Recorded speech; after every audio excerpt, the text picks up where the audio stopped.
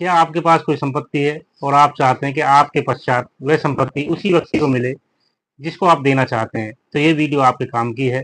नमस्कार दोस्तों, मैं एडवोकेट सुरेंद्र सिंह यादव अपने यूट्यूब चैनल न्याय की राह में आप सभी लोगों का स्वागत करता हूँ। आज हम बात करेंगे वसीयत के बारे में, जिसे हम इंग्लिश में विल भी कहते हैं।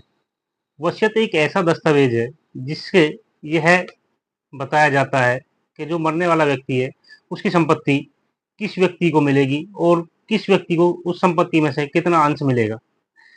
वसीयत कैसे बनाई जाती है, वसीयत बनाने के लिए क्या उम्र होती है, वसीयत में क्या क्या चीज़ आवश्यक लिखनी होती हैं, आज इन्हीं सभी बातों पर हम चर्चा करेंगे। दोस्तों, सबसे पहले चर्चा करेंगे कि वसीयत किस प्रकार बनाई जाती है।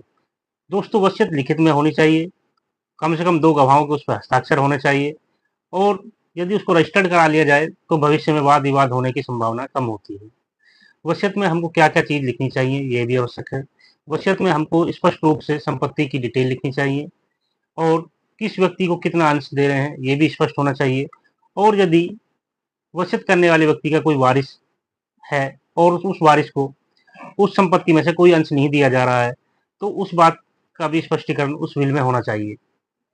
वसीयत की क्या उम्र होती है दोस्तों, ये भी बहुत से लोगों को सवाल आता है। वसीयत की कोई उम्र नहीं है, बस वसीयत करने वाला व्यक्ति बालिग होना चाहिए, यानी कि 18 वर्ष का होना चाहिए और उसके पास कोई संपत्ति होनी चाहिए। दोस्तों, बहुत से लोगों के माइंड में ये भी सवाल रहता है कि वसीयत में किस तरह से बदलाव किया जा सकता है। तो दोस्तों, वसीयत करने वाला व्यक्ति अपने जीवित रहते हुए कभी भी कोई भी बदलाव कर सकता है या नई वसीयत बना सकता है और नई वसीयत बनाए जाने के पश्चात पूर्व वाली वसीयत स्वतः ही निरस्त हो जाएगी, उसकी किसी प्रकार कोई वैल्यू नहीं रहेगी। अंतिम वसीयत की ही कानून में मान्यता रहेगी और इससे पूर्व में की गई वसीयत स्वतः ही निरस्त मानी जाएंगी। पूर्व में की गई वसीयत के आधार पर कोई भी क्लेम नहीं किया जा सकता। दोस्तों, बहुत से लोग अपनी संपत्ति को बिना वसीयत के छोड़ जाते हैं, तो बहुत से लोगों के माइंड में यह भी सवाल रहता है कि उस स्थिति में संपत्ति का बंटवारा कैसे होगा।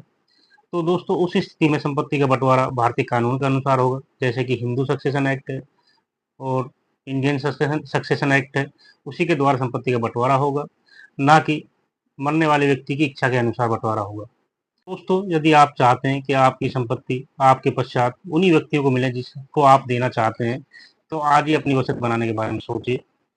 यदि जानकारी अच्छी लगी हो तो दोस्तों वीडियो को लाइक करें, शेयर करें और सब्सक्राइब करें। धन्यवाद दोस्तों।